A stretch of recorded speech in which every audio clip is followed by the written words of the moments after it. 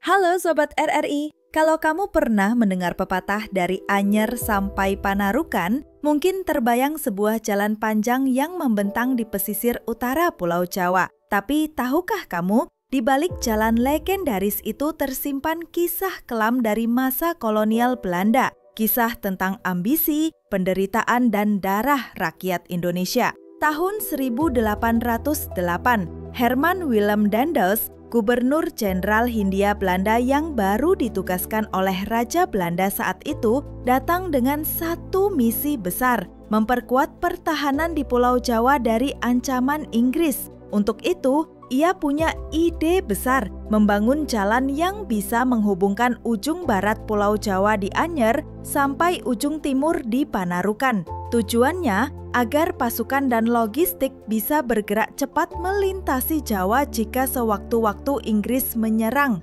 Kedengarannya heroik dan visioner ya, tapi di balik itu semua, proyek ini ternyata punya sisi gelap. Jalan sepanjang kurang lebih 1.000 km itu dibangun hanya dalam waktu 1 tahun saja, dari 1808 hingga 1809. Cepat, iya, tapi bayarnya mahal, bukan dengan uang, melainkan dengan nyawa ribuan rakyat pribumi. Daendels memerintahkan pembangunan ini secara paksa melalui sistem kerja rodi atau kerja paksa tanpa upah. Rakyat dari berbagai daerah dipaksa meninggalkan rumah dan keluarga mereka untuk bekerja siang malam di bawah terik matahari dan ancaman cambuk. Tanpa alat berat, semua dilakukan dengan tenaga manusia, menebas hutan, menggali tanah, dan membangun jembatan hanya dengan cangkul, sekop, dan tangan kosong. Banyak yang jatuh sakit, kelaparan, dan akhirnya meninggal. Catatan sejarah menyebut ribuan nyawa melayang demi jalan sepanjang 1.000 km ini. Dan itulah sebabnya Jalan Anyer Panarukan sering disebut sebagai Jalan Daendels, Jalan Darah dan Air Mata.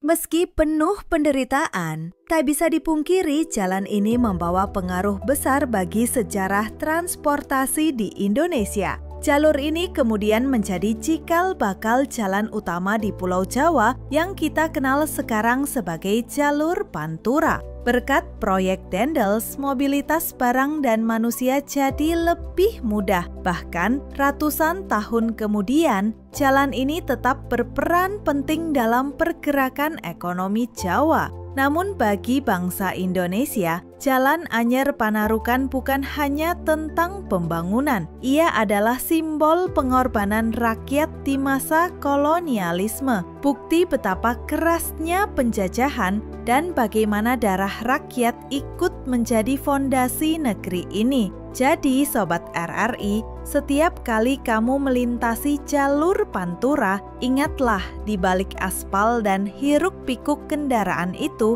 ada kisah perjuangan nenek moyang kita yang tak ternilai. Bukan sekedar jalan raya, tapi jejak sejarah yang mengajarkan kita bahwa kemajuan sejati tidak seharusnya dibangun di atas penderitaan manusia. Terima kasih sudah menyaksikan perjalanan sejarah bersama kami. Jangan lupa like, share, dan subscribe RRI Net Official untuk terus mengikuti kisah budaya, sejarah, dan wisata Indonesia lainnya. RRI, sekali di udara, tetap di udara.